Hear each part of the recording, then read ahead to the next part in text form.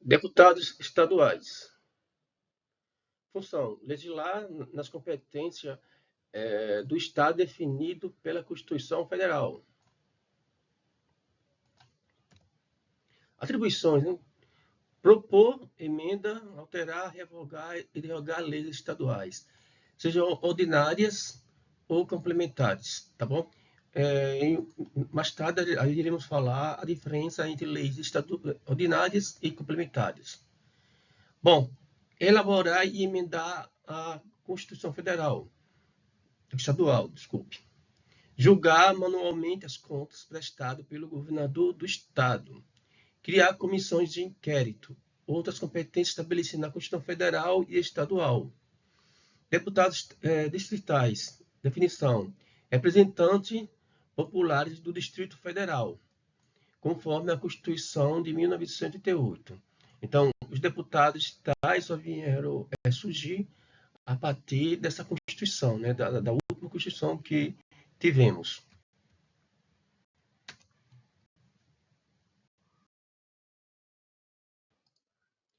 Eleição e mandato. Mesma forma de eleição por tempo e mandato, né? No cálculo do número de deputados estaduais. Composição: 24 deputados distritais eleitos por voto direto. Isso estou me referindo aos deputados distritais, né? Competência: acumula funções tanto no legislativo, né, como no município, quanto dos estados. Ou seja, esses deputados, eles são tanto deputados municipais, né, ou vereadores municipais, né, ele cumpre o papel de vereadores municipais, como deputados estaduais. O Tribunal de Contas estaduais, a composição são 7 membros, né, e esses membros eles são chamados de conselheiros. Constituição de 1988, né? Proibiu novos tribunais de contas municipais, mas manteve os existentes.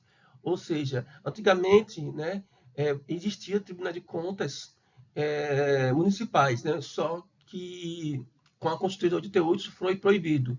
Mas os que já existiam, eles foram permitidos continuarem, tá certo? Então, quando a gente falar em tribunal de contas, só existe Tribunal de Contas federal, né, que é o da União, que é o TCU, e os tribunais de contas dos estados, que é o TSE, né? E em alguns estados tem Tribunal de Contas municipais, tá bom? Isso quando eles surgiram antes da Constituição de 88. Distribuição: são ao todo, né, 22 tribunais, né? Que examina contas dos estados e municípios, exceto Rio de Janeiro e São Paulo. 4 tribunais que examinam apenas contas estaduais, tá bom? Que é Bahia, Ceará, Goiás e Pará. Com tribunais de contas dos municípios. Tem um distrital, né, que é o Tribunal de Contas, que examina matéria comum aos estados e municípios. Rio de Janeiro e São Paulo, né, por exemplo, né? Possui tribunal de contas municipais próprios.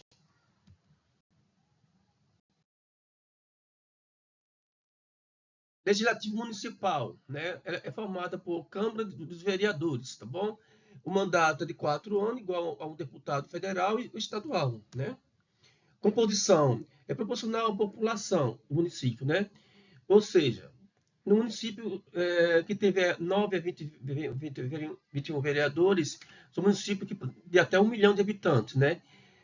De 1 milhão de habitantes a menos de 5 milhões de habitantes, pode ter de 33 a 41 vereadores, né?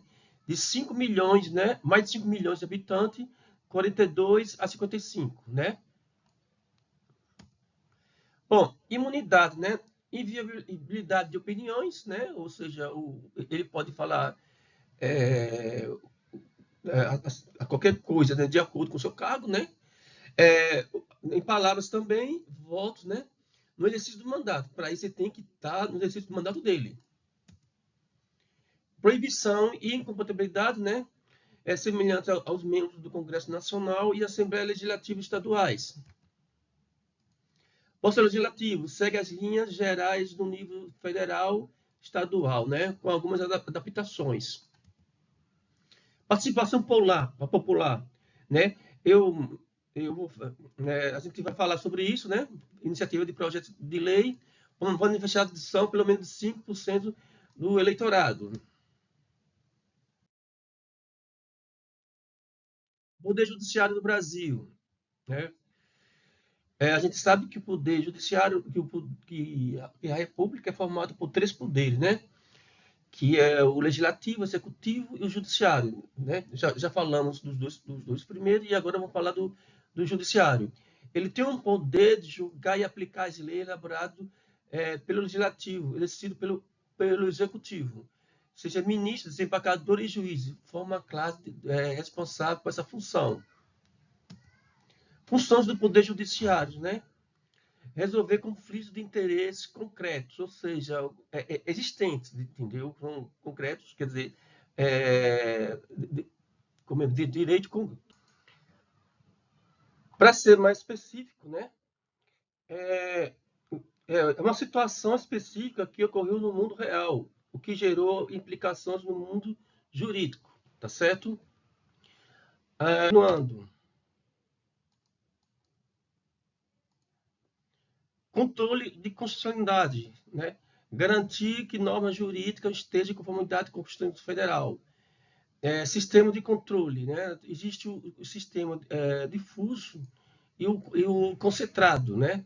O difuso são quando todos os órgãos do judiciário podem exercer, válido apenas para o caso concreto, tá certo? Certos casos públicos podem arguir inconstitucionalidade perante o Supremo Tribunal Federal, com decisões que atacam a lei ou ato normativo da tese.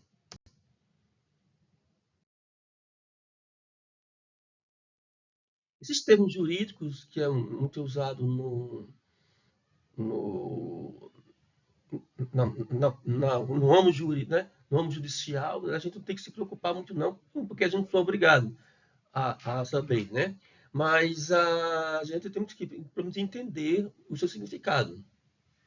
Bom, o sistema brasileiro, né, é híbrido, né, combinado com elementos difusos, né, ou seja, inspirado nos Estados Unidos, e controle concentrado, inspirado no direito europeu continental. Classificação dos órgãos judiciários. Os órgãos judiciários brasileiros são classificados de acordo com o número de julgadores, né? Existem os órgãos singulares, né? O nome já está dizendo singular, único, né? Ela é formado por juízes individuais, por exemplo, juiz federal e o juiz de direito, né? E os colegiados já está dizendo grupos, né? Ou seja, os tribunais, né? Tribunais não é só formado por um juiz, né? Eles são formados por vários juízes, né?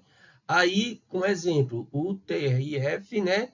O Tribunal de Justiça, entre outros, tá bom?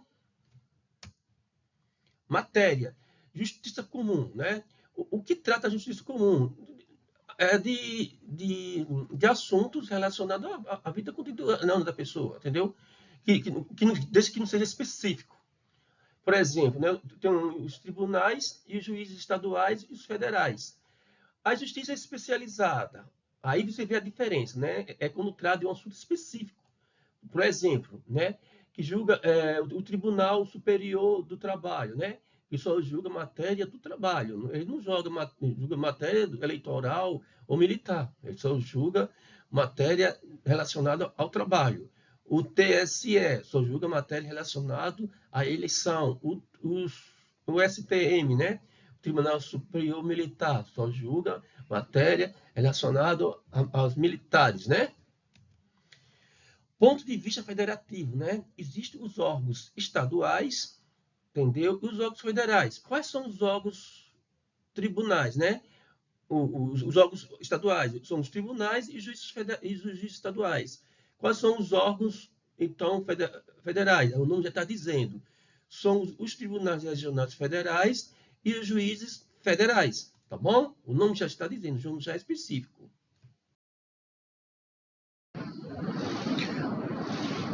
Bom, os órgãos judiciais. Os seguintes órgãos do Poder Judiciário brasileiro exercem a função jurisdicional. são eles: o Supremo Tribunal Federal, Conselho Nacional de Justiça, o Superior Tribunal de Justiça, os Tribunais Regionais Federais e Juízes Federais, os Tribunais e Juízes do Trabalho, os Tribunais e Juízes Eleitorais, os Tribunais e Juízes Militares, Tribunais e Juízes do Estado, do Distrito Federal e dos territórios. Bom, quanto ao Supremo Tribunal Federal, né? Vamos estudar sobre ele, né? Agora, né?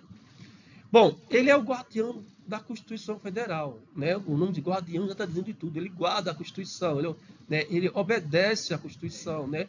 Ele está, vamos dizer assim, subordinado à Constituição, né? Então, julga as causas envolvendo alegadas violações constitucionais. Composição: 11 ministros aprovados pelo Senado, nomeado pelo presidente da República. Então, o presidente da República, ele não, como é meu, ele escolhe uma pessoa, né, que ele julga, né, algo pessoal, né, dele, e o Senado aprova ou desaprova, né? Se a pessoa dali vai ser o ministro do Supremo Tribunal ou não, né?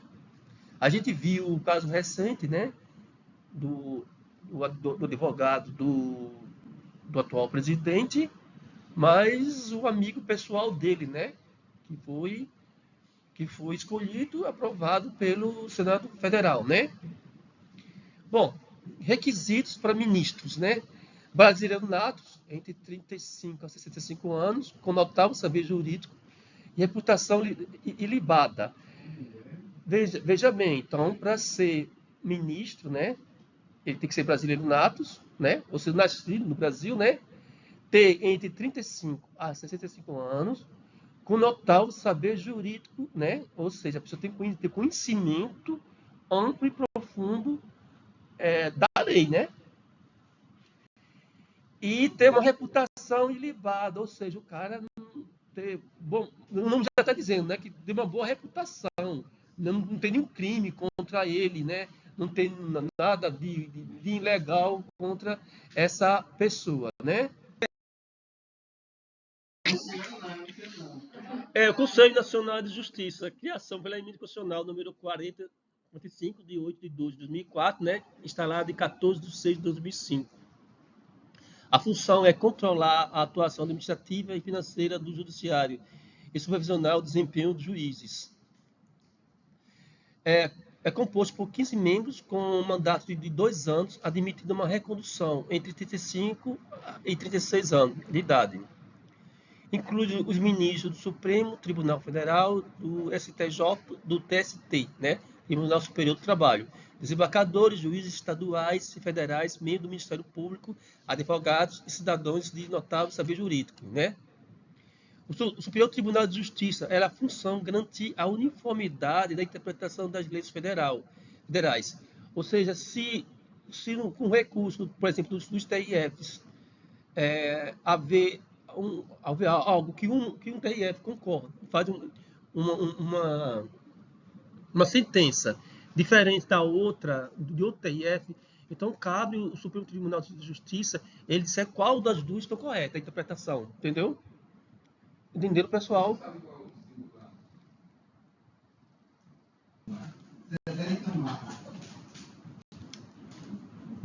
A atuação julga as causas decididas por tribunais regionais, federais, tribunais do Estado, do Distrito Federal e dos territórios, que controlam ou interpretam de forma divergente as leis federais.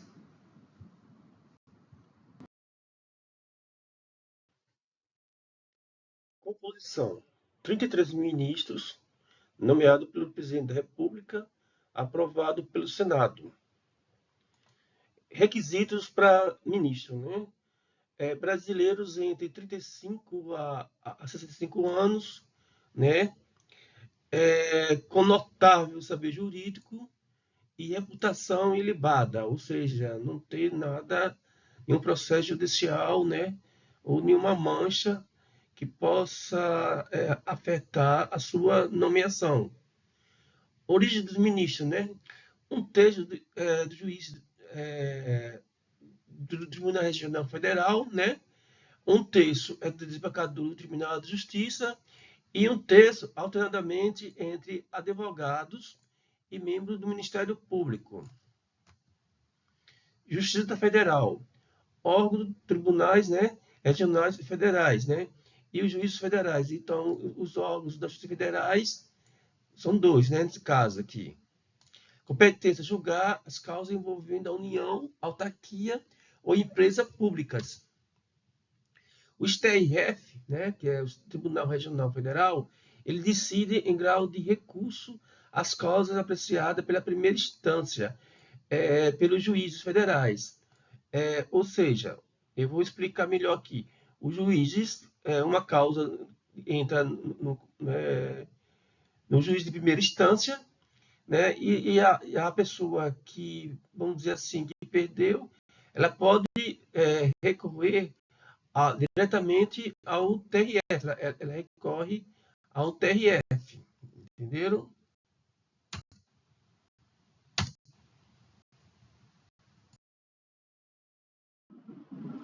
A Justiça do Trabalho. Órgão Superior Tribunal, né, que é o TSF, o Tribunais Regionais do Trabalho, que chama-se TRT, e Juízes do Trabalho. A competência é julgar causas oriundas das relações de trabalho. Existe o de primeira instância, que é o juiz de trabalho, existe o de recurso, que é decisões apreciadas pelo TRT, e uniformidade, que é o TST, zelada pela uniformidade de decisões. Ou seja, quando você entra numa causa, na justiça, né, uma reclamação na justiça, primeiro existe a primeira instância, né, o juiz vai lá e julga. Aí quem estiver inconformado, né, com o resultado da sentença, aí recorre para o TRT, que é o Tribunal Regional do Trabalho. Se ainda a pessoa persistir inconformado com a sentença, aí o processo ele vai para o TST para ser julgado. Então existe essa hierarquia jurisdicional a ser obedecida. Ampliação da competência, né, em 2004, inclui litígio envolvendo sindicatos, penalidades administrativas, fiscalização do trabalho e direito de greve. Volume de processo, aproximadamente 2,4 milhões de processos trabalhistas. É muita coisa, né, para serem julgados, né, e analisados, né.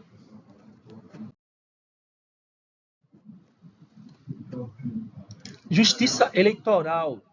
E os órgãos, né, das justiças eleitorais, quais são? É o Tribunal Superior Eleitoral, Tribunal Regional Eleitoral, usos eleitorais e juntas eleitorais.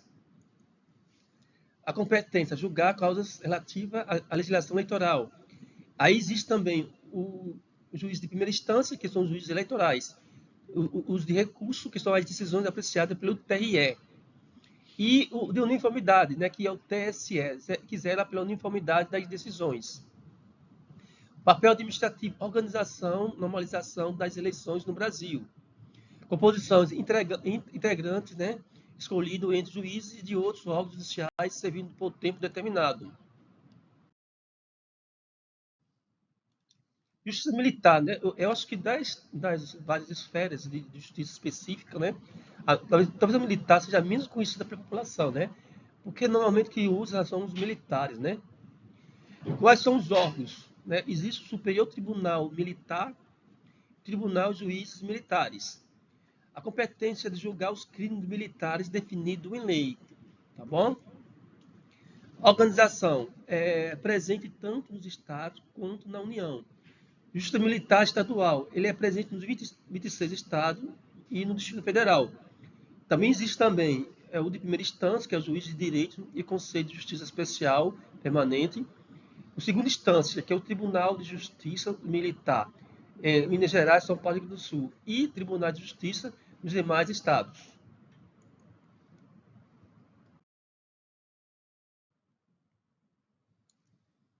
Justiça Estadual, né?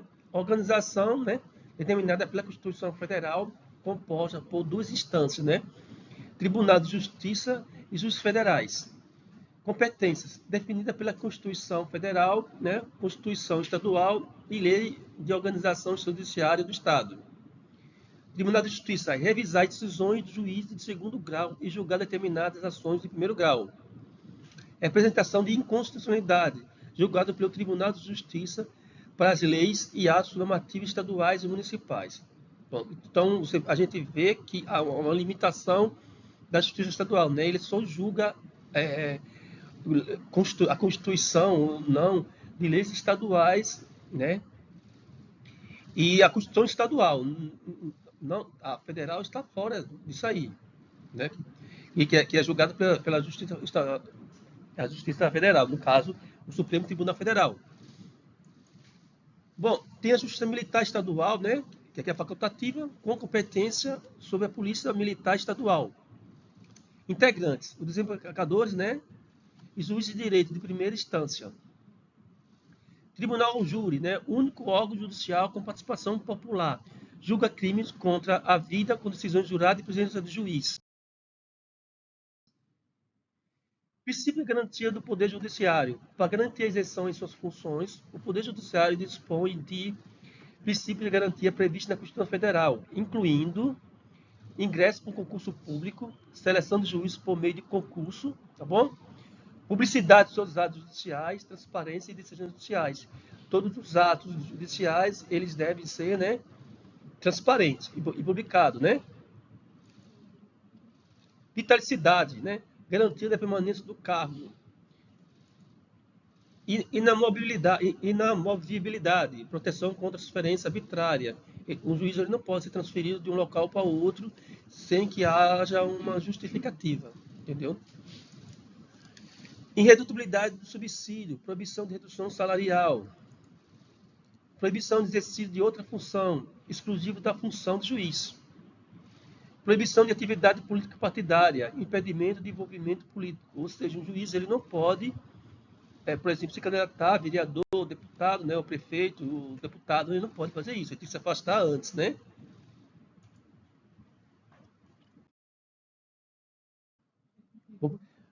Vamos para os partidos políticos brasileiros, depois eu vejo isso. Bom, existem os nossos partidos, são vários, né? São incontáveis, né? Partido político. Aí a gente vê as siglas do partido, o número, né, do partido, né? Quando a gente vai lá na eleição, a gente vê logo os números dele, a quantidade de pessoas filiadas, né, a esse partido e a data de registro, né? E o presidente do partido. Eu acredito que esse nome daqui deve estar defasado, porque alguns não são mais presidentes, né? E a gente vê entre os partidos mais conhecidos, né? Que tem o MDB, o PT, o PSDB, PP, PDT, PTB, o DEM, o PL, né? O PSB e o Republicano, Cidadania e o PSC. Só dessa página aqui, a gente vê que o único de direita, né? Me parece que é o Partido Liberal, né? Ele tem 761.202. Mas esse número aqui está defasado, entendeu? Eu acredito que está bem mais do que isso, né? Eu acredito que esse número aqui é de uns 2 ou 3 anos atrás. Agora o presidente continua, esse Valdemar Costa Neto, né?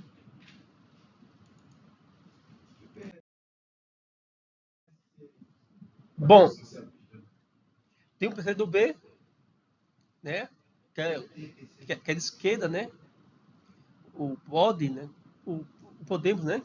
O PSD, o PV, Partido de Esquerda, o Patriota, Solidariedade também, o PSOL, o PMN, né?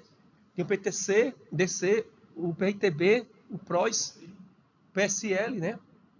O PMB, o Novo, que também é um partido de direita, Rede, PSTU, um partido de esquerda, extremamente esquerdo, né? O PCB, um partido de extrema esquerda, o PCO também de extrema esquerda também, o P, né?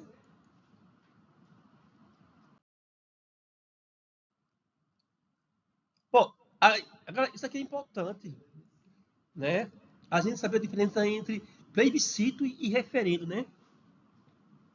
Muitos de nós fica enrolado quando cai em matéria de concurso, fica enrolado. Qual é a diferença entre um e outro, né? Bom, vamos lá primeiro sobre o. Deixa eu ver aqui. Sobre o plebiscito. O plebiscito é consulta ao povo antes de uma lei ser constituída. Então, primeiro que você botar na cabeça, então plebiscito é antes da lei existir, tá bom? O povo aprova ou rejeita a opção da proposta. Então, se eu botar lá, para dizer assim, ó, vamos ver se propõe uma lei para aborto. A população faz um plebiscito para dizer que se essa lei deve ser criada ou não. A lei não existe, tá bom? Referendo. Ela consulta o povo após a lei ser constituída. O povo ratifica, ou seja, confirma, né? Ou rejeita a lei já aprovada pelo Estado. Quer dizer, nesse caso, a lei já existe. Então, o que a diferencia entre plebiscito e referendo é que plebiscito, a lei já existe e o povo vai ser consultado. Aliás, plebiscito, a lei ainda não existe e o povo vai ser consultado se deve ou não a lei existir. Já o referendo, a lei já existe. Aí o povo vai apenas confirmar ou não a continuidade ou a existência da lei. Tá certo? Diferenças principais. O plebiscito manifesta direta da vontade do povo sobre um assunto específico. Referendo ato mais complexo, onde o povo delibera sobre uma decisão já tomada pelo órgão do Estado. Perspectiva de autores, né? Segundo, né, o autor de um livro de Maurício Batelli, né, plebiscito é a deliberação direta do povo, referendo é a deliberação sobre uma decisão já tomada. Isso estou falando em relação à visão desses autores, tá bom? Já Marcelo Caetano, ele acha o seguinte, que referendo é um processo próprio de uma conjuntura governativa. Plebiscito visa alterações profundas da estrutura do regime político, geralmente da Constituição. Então, a diferença básica é essa, é que a lei ela ainda vai existir e a outra lei já existe. E a população vai ser consultada, nos dois casos. A importância, ambos são instrumentos de participação popular em assuntos de política geral ou local de extrema importância.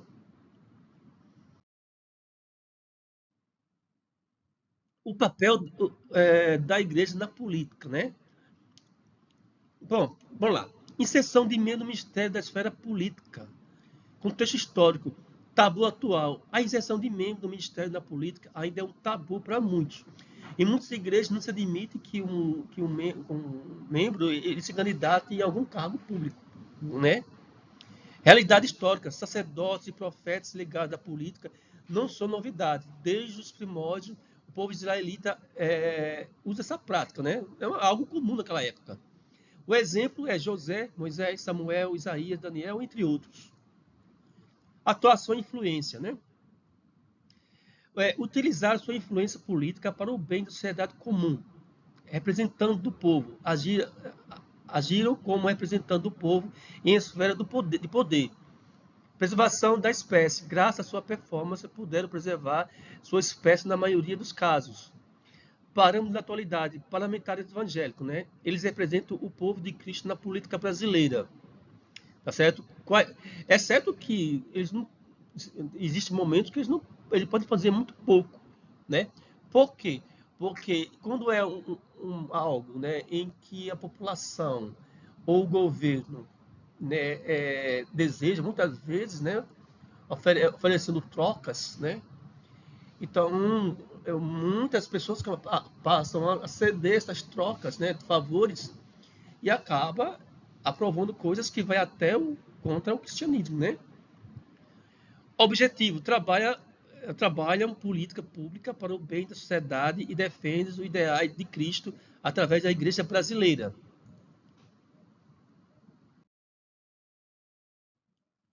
Pronto, aí existe essa frente parlamentar evangélica. Eu acredito que a maioria de vocês já deve ter ouvido falar, né, na frente parlamentar evangélica, né? Bom, então o que se trata, né? Uma associação civil não governamental no Congresso composta por deputados federais e senadores. Qual é a finalidade da frente parlamentar, né? Acompanhar e fiscalizar programas e políticas públicas, né? Promover intercâmbio com parlamentares de outros países, inovar a legislação para promover política pública eficazes conforme o propósito de Deus. Composição, né? São as 52 legislaturas, né, de 2003 a 2006, são 66 congressistas, né, sendo 3 senadores. A legislatura atual, 195 deputados federais e 8 senadores. Eu acredito que esse número, pessoal, seja bem maior, né, porque esses dados antes da eleição de 2022. Então, não, eu acredito que cresceu bem mais, né, porque o número de pessoas considerados conservadores, né, cresceram bastante no Congresso na última eleição. Né? Eu não tenho aqui os números atuais, mas eu acredito que é bem maior. Bom, atuação. Representa correntes distintas, né? Mas busca interesses comuns em questões morais e de liberdade religiosa. Contrário à agenda progressista, o aborto, o casamento de pessoas do mesmo sexo, etc. Né?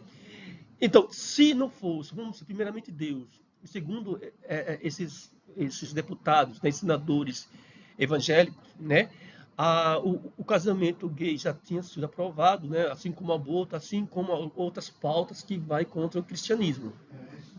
Tá certo? As conquistas.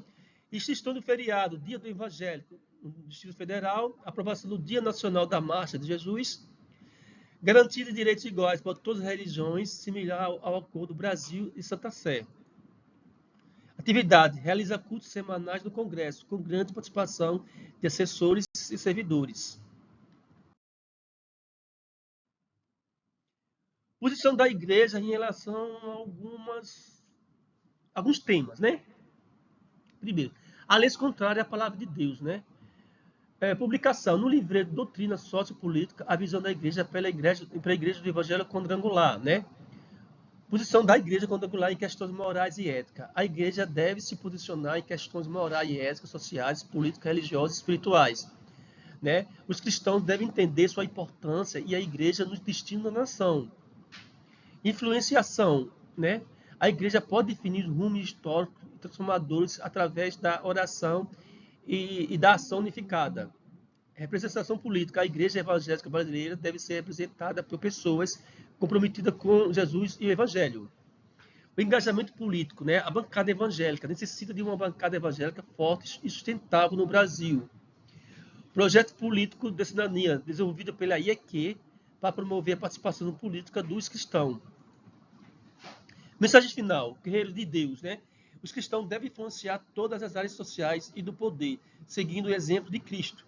Em Provérbios 29:2 diz assim: quando um justo governa, o povo se alegra, mas quando o ímpio domina, o povo geme.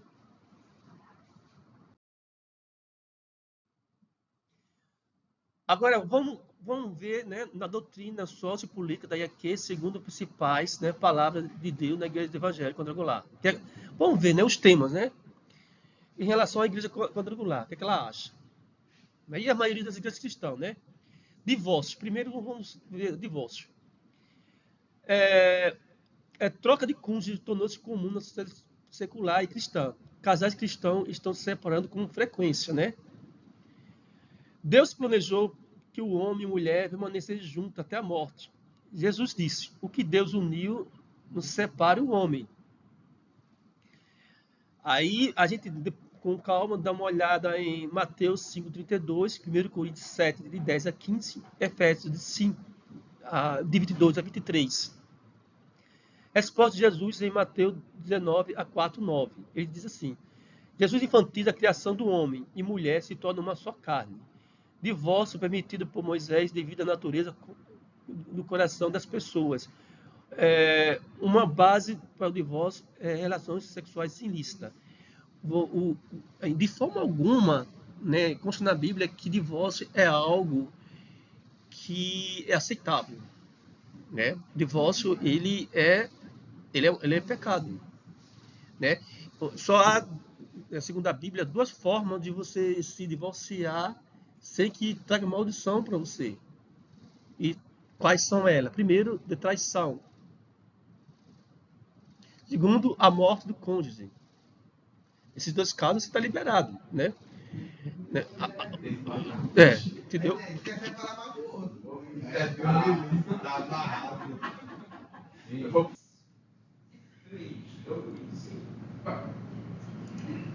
Bom, enfoque. Ideal para casamento, né? União permanente, exceção, divórcio e caso de adultério, como já falei. Importante de lembrar que o ideal não apenas é exceção.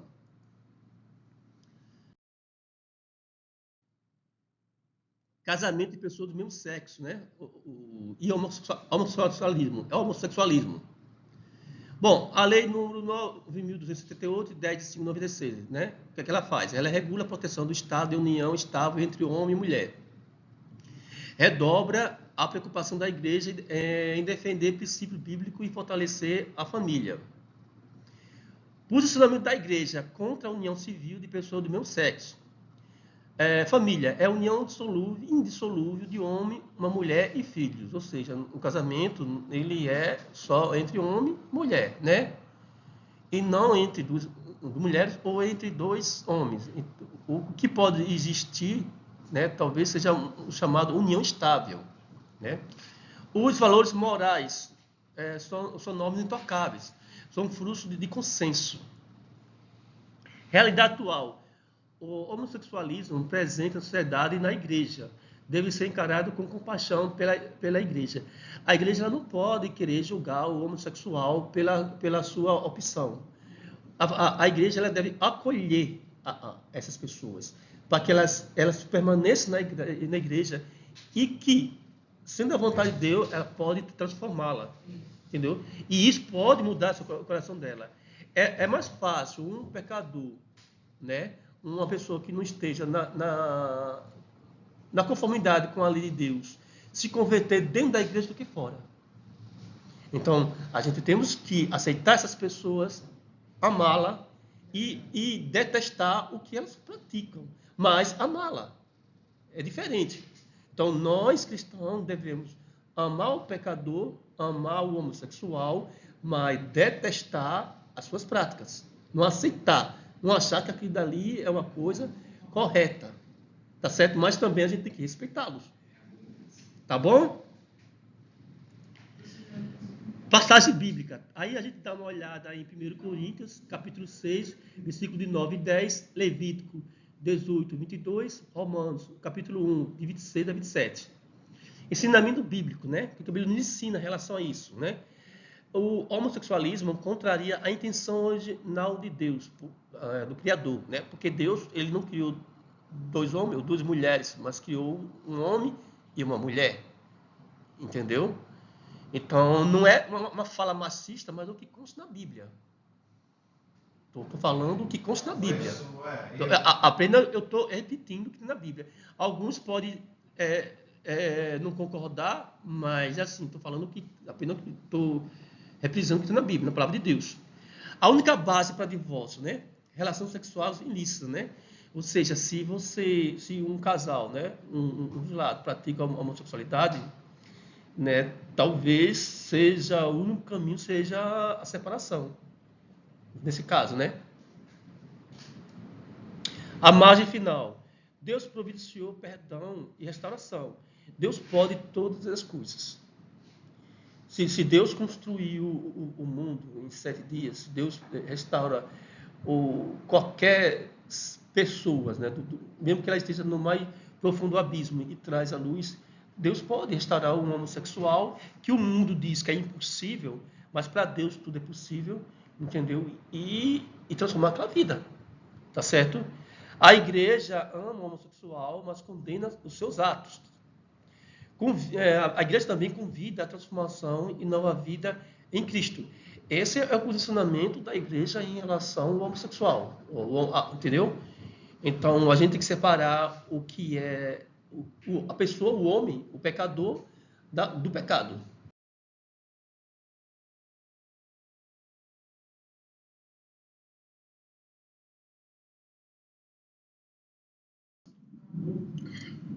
Bom, o aborto, né?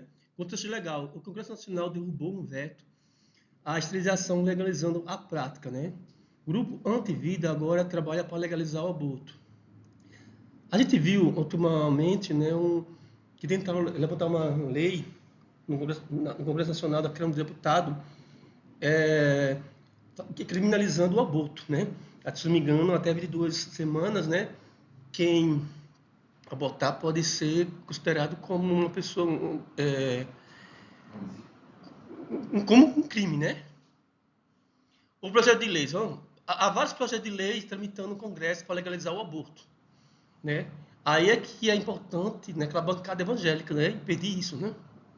O apoio do GPD, né, Grupo Parlamentar de Estudo de População, né? Investimentos significativos para atender interesses eugênicos, né? A soberania nacional, a intervenção indevida atenta contra a soberania do Brasil, parlamentar defende o interesse estrangeiro, prejudicando a soberania nacional. Eles devem ser informados e usar o voto com uma poderosa. Posição da igreja, né, em relação ao aborto, né? Na Bíblia diz, eu vim para que tenha vida e a vida é abundância. João 10:10. A igreja defende a vida humana, baseada no mandamento, não matarás.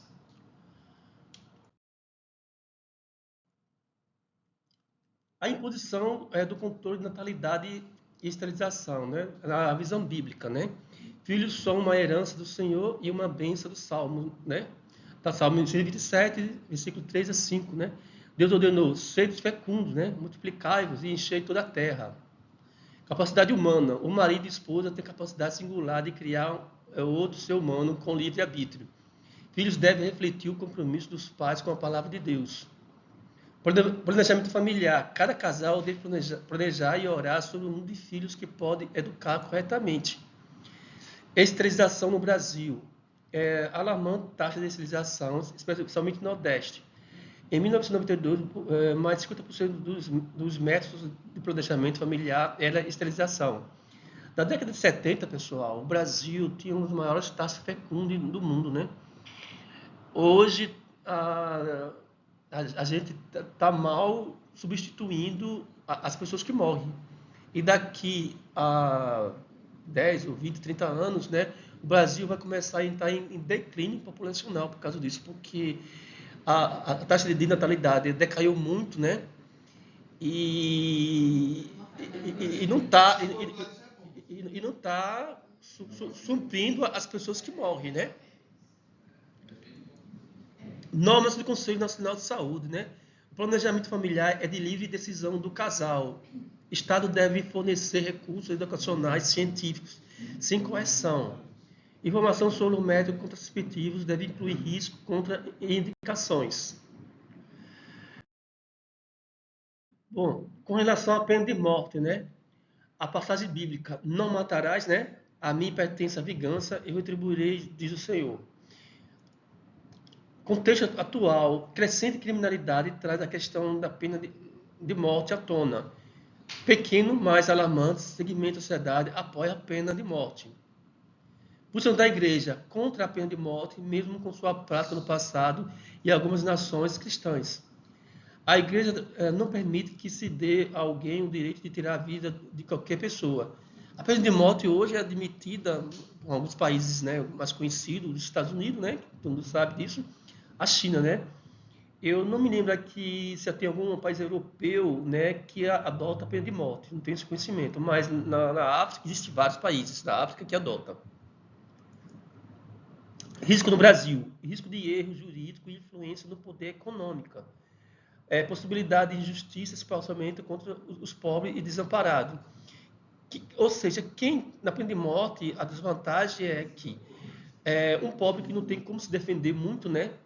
E um rico que tem recursos, né, para defender, como os bons advogados, né, tem menos possibilidade de correr essa pena, né, porque eles vão recorrendo com os bons advogados, enquanto que o pobre não tem essa solução, né. E pode ocorrer um erro, como já houve, né, de matar alguém e depois descobrir que é inocente, né. Isso aí é um erro que não pode ser corrigido, né? Por isso que a pessoa morre.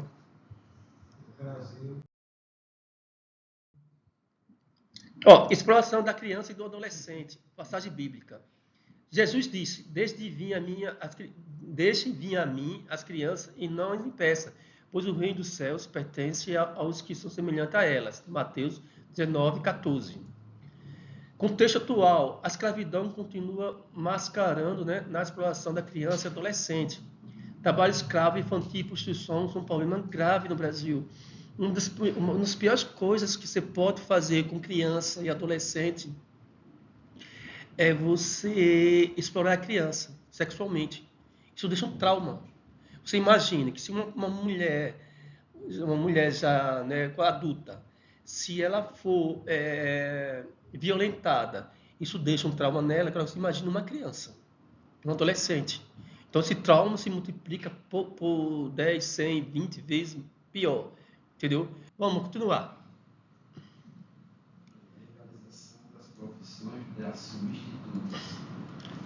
Dados da realidade, né? Alto número de abusos e tráfico interno de crianças e adolescentes, né? Criança explorada como empregada doméstica e vendedores ambulantes. Legislação. O artigo 224 do Código Penal, né? Ato sexual com menor de 14 anos é considerado estupro, mesmo que seja com a permissão dela. Mesmo que tenha relação sexual com menor de 14 anos, mesmo que seja com a permissão dela ou dos pais, ou dos responsáveis, isso é considerado estupro e é crime. Criança e adolescente não têm maturidade para optar pela prostituição.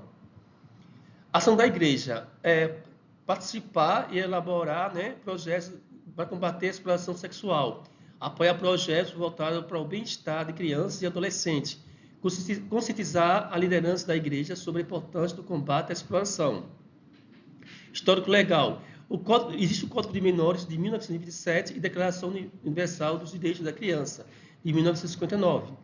Tem também o Estatuto da Criança e do Adolescente, né, o ECA, da Lei Federal de 8.069, de 3 de julho de 1990. A igreja deve apoiar e incentivar as ações dos conselhos tutelares, né, que eu acho que foi algo que talvez para melhorar, né, ou evitar, né, ou ajudar, né, as pessoas, as crianças que passam por esse tipo de ação. Pessoal, estamos terminando a aula, que Deus abençoe, até a próxima.